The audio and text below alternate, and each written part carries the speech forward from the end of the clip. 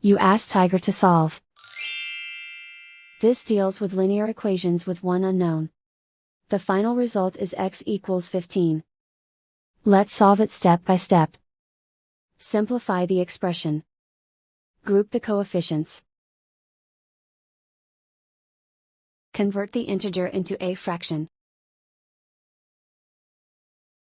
Combine the fractions. Combine the numerators.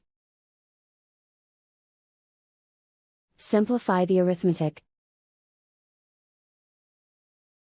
Group all constants on the right side of the equation.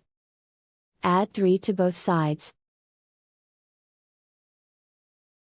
Simplify the arithmetic.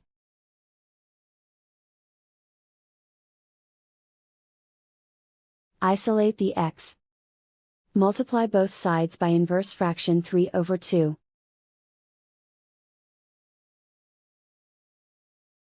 Group like terms. Multiply the coefficients.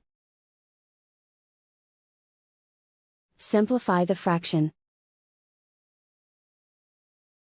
Multiply the fractions. Simplify the arithmetic.